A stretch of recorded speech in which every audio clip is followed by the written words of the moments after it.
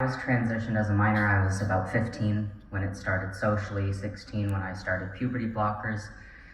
I was about 17 when they started the process to have me approved for top surgery. I hadn't even gotten testosterone yet. My 18th birthday is when I received the letter of approval that OHIP would have my breasts removed. And then October 25th, so my birthday is October 11th, so later in the birth month, I ended up starting testosterone. When I had all of these done, I was an extremely distressed and mentally broken child. My brain had split because of the trauma I had gone through as a child. I was diagnosed at 15 with dissociative identity disorder. I had post-traumatic stress disorder, depression, and anxiety, all diagnosed by a psychiatrist after months and years of psychotherapy. I was dealing with professionals for my psychiatric problems. I was also born with a birth defect. It's called a diaphragmatic hernia. It's a hole in your diaphragm muscle. It's very important for breathing. When that happened, because of the actual birth process, a lot of my intestines went up into my chest wall. My left lung was collapsed. It was the size of a peanut, and the other one was still slightly underdeveloped. The doctors didn't really know what to do with me, and my mom and I were very fortunate to have a nurse in the hospital room who had actually seen a baby already with that disorder. So she understood what was happening and knew exactly who to call so that I was able to be revived, but the fact was I died. I was stillborn. I clinically died several times as they were trying to save me. And this happened at McMaster Children's Hospital. Had I been born anywhere else, I probably would have stayed dead. 15, 16 years later, I'm brought to the same hospital that refuses to acknowledge the physical complication that came of my birth defect. They refused to acknowledge the other prior mental health diagnoses that I had. They simply fast-tracked me onto transition because they believed that my suicidal ideation was based on the fact that I was gender non-conforming, gender dysphoric. It was not. I was suicidal and hated my body and myself because of what had been done to me. Because of the birth defect, I had a reparative surgery at 40 days old. They had me in a medically induced coma for the first 6 days of my life. I was in the hospital for 6 weeks. Eventually I was cleared, I went home. And then there was abuse at the age of 2 that was violent enough to break my left collarbone, and it also reopened that hole in my diaphragm. That collarbone was x-rayed.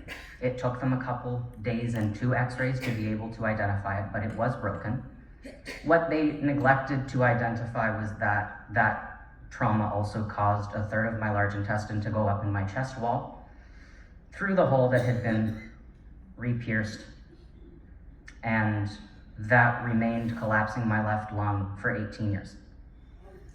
The medical society, the same hospital that I was born at, that knew I had this birth defect, neglected to ever look into the complication that I repeatedly complained about. I would go to hospitals over my life from the age of 6 onward. I would go to the emergency room, complain of pain. I would even tell them at age 6, I was born with a diaphragmatic hernia. I believe the patch ripped off. Could you fix it? They would take an x-ray, say the patch is still there, you should be fine, we don't know why you're in pain, take some Tylenol and go home. This was all through several different cities, several different emergency rooms, but going back to the hospital that could save me when I was born, that knew I had this defect, they neglected to find it. Instead, they fast-tracked me onto transition.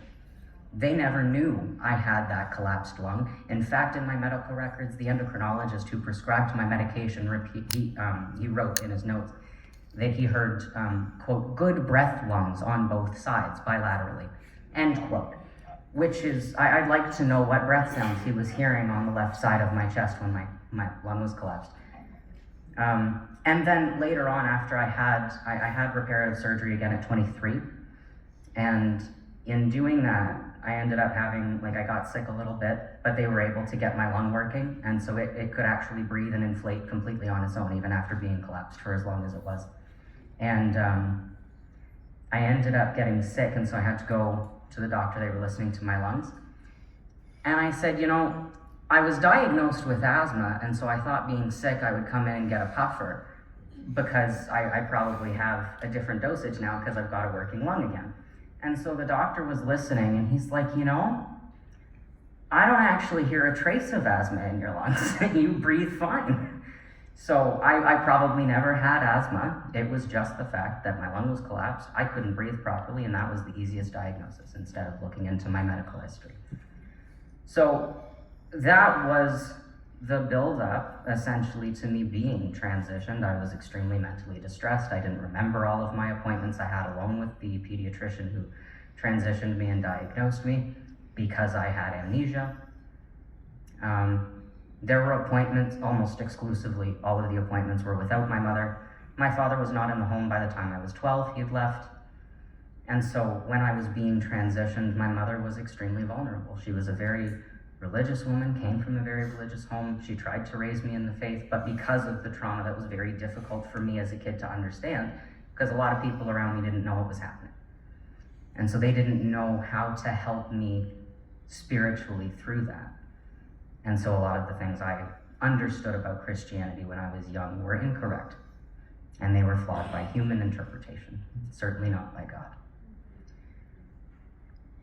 My Creator created me precisely how I was supposed to be. When I was born, there were actually several other children around the same time born with the same defect I had, and all of them died. A couple of them were boys, and statistics actually say that women, because biologically we are designed to carry children, our bodies are designed to stretch. If I had been born a male, I most certainly would have stayed dead. But because my body was designed to carry life, it was able to adapt and change and grow around this defect. I was able to function even with one collapsed lung and a diaphragm that didn't work properly. I was still required to participate in school class, in gym, like the other kids, because nobody knew I was disabled.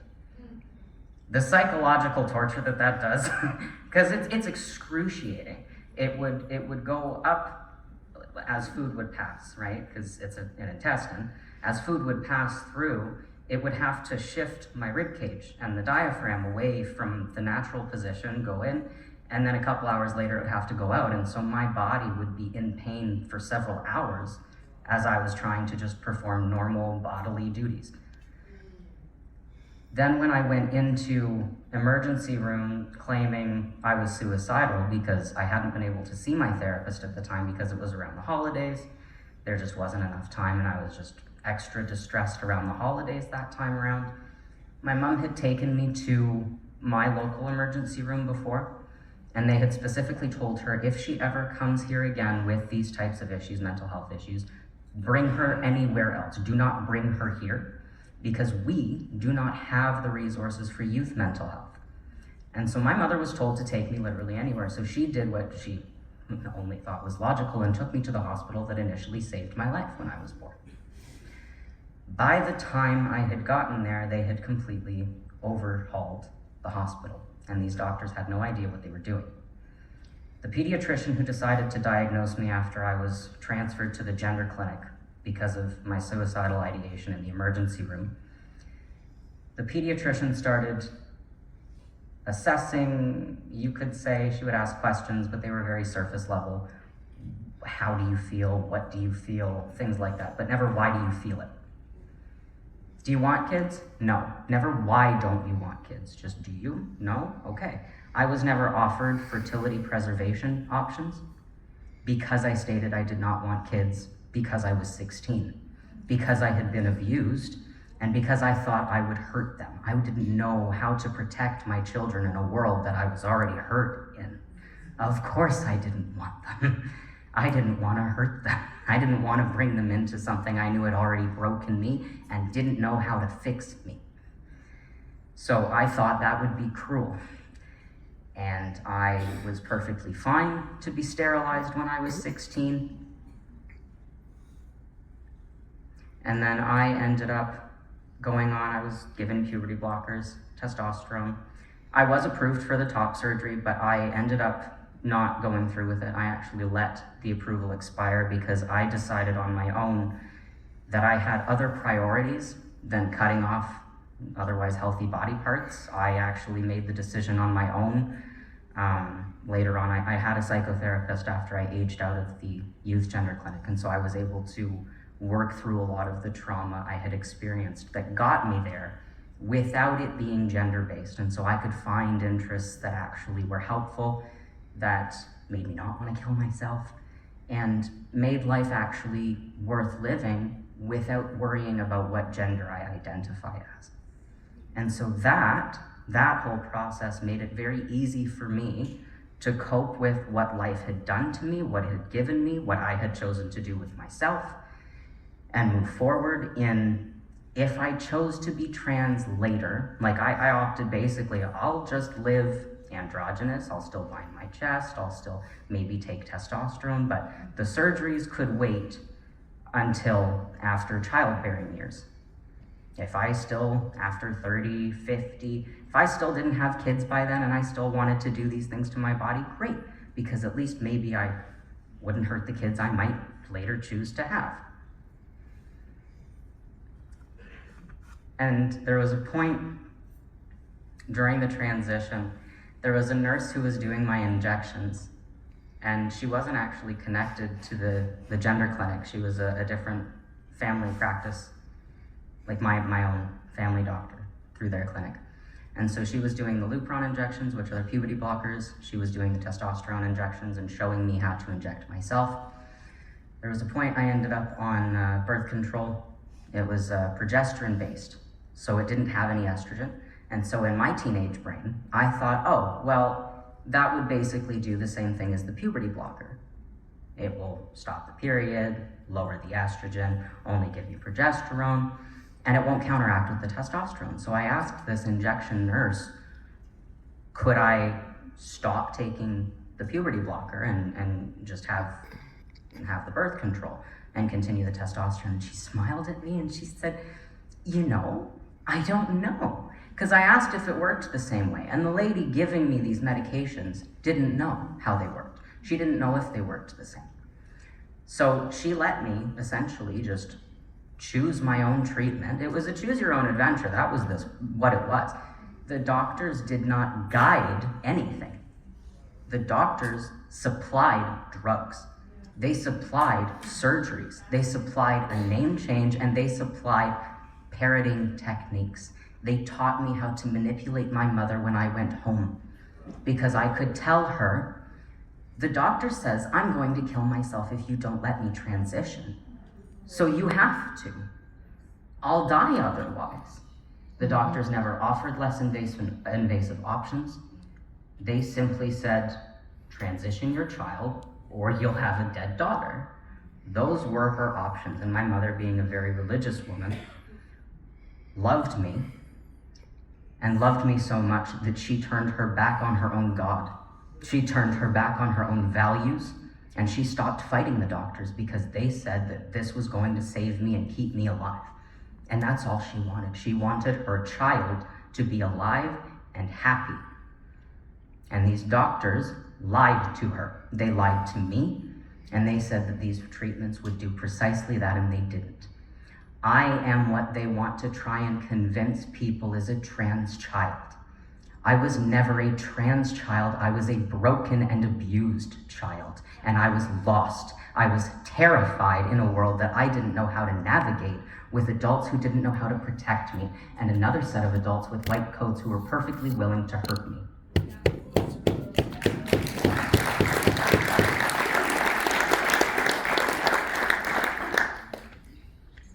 One of the main concepts that I really started to understand as I got older was that the doctors like to claim that they receive informed consent, specifically fully informed consent. This is impossible. You cannot receive informed consent from a child.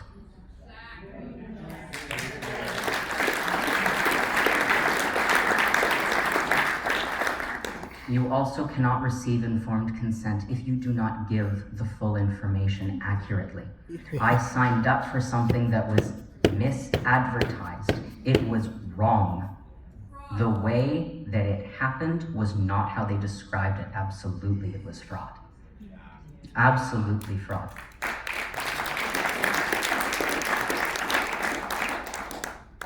The main other concept that I came to was also the same system that had been able to fast track a treatment for a disorder that I never had, also overlooked very real, present, and documented mental and physical health issues. They were completely overlooked, and I was treated as if I did not have them. The pediatrician overrode the psychiatric diagnoses I had and said because she did not see any of my psychiatric symptoms in her own meetings with me, she treated me as if I did not have them. So that is the due diligence of the doctors. They don't do any. It's their own perceptions of whatever information a child gives them. Mm-hmm. The other thing as well, just in terms of a timeline, I was trans-identified from 15 socially onwards until I was about 22. I stopped medications, but I still lived as a trans man. I thought I was still happy. And then in March 2024, when the WPATH files came out and I really understood right from the top down, they have no idea what they're doing and they did not follow their own guidelines with me, I realized my doctors were wrong and I was never trans to begin with.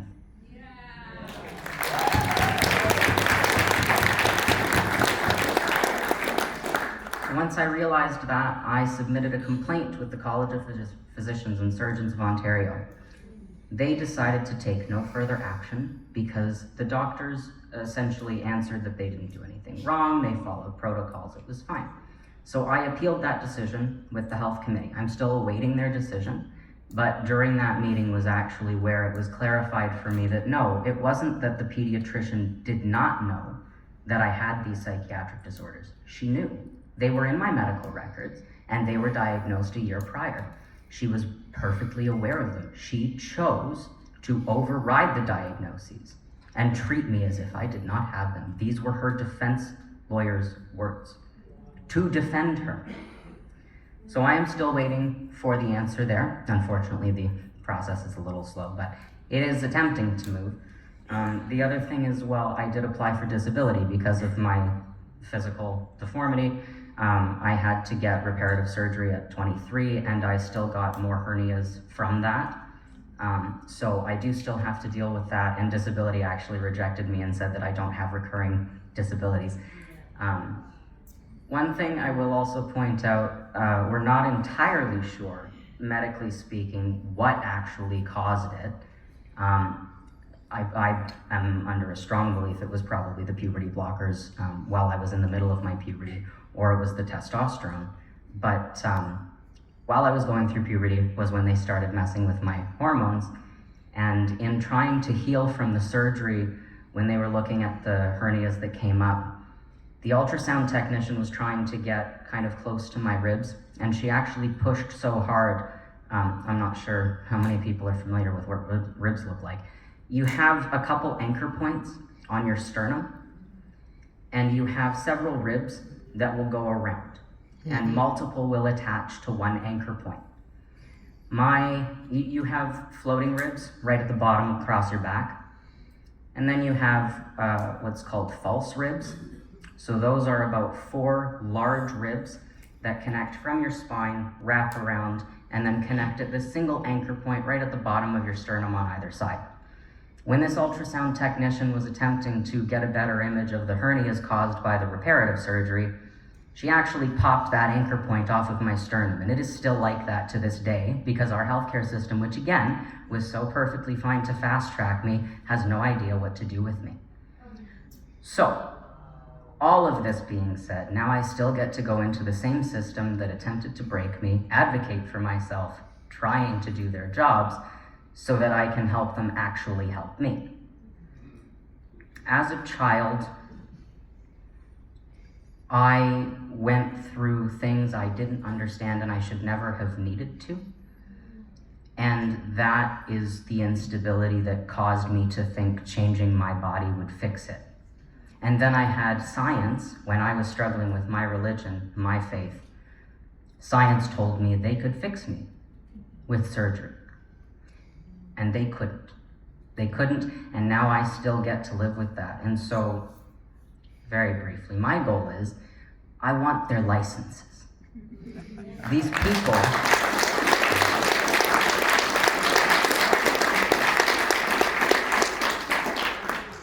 These people who claim to be healing our children don't know what they're doing.